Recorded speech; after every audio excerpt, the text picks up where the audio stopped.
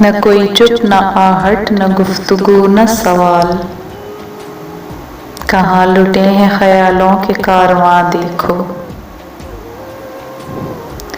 چلتے چلتے تھک کر پوچھا پاؤں کے زخمی چھالوں نے، کتنی دور بسا لی بستی دل میں بسنے والوں نے۔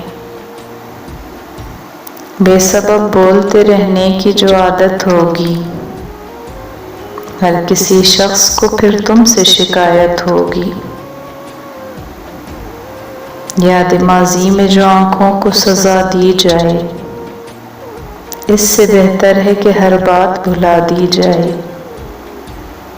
جس سے تھوڑی سی بھی امید زیادہ ہو کبھی، ایسی ہر شمع سر شام بجھا دی جائے۔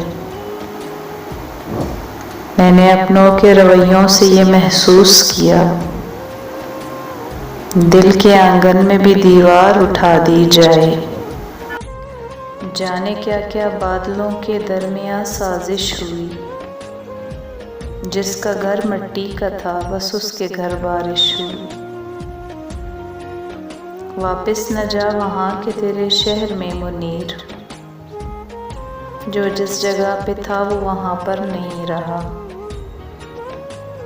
لفظ تاثیر سے بنتے ہیں تلفظ سے نہیں، اہل دل آج بھی ہیں اہل زباں سے آگے۔ جتنی کسی کے ہاتھ لگی اس کی ہو گئی، دنیا بھی جیسے اندھے کباڑی کا مال ہو۔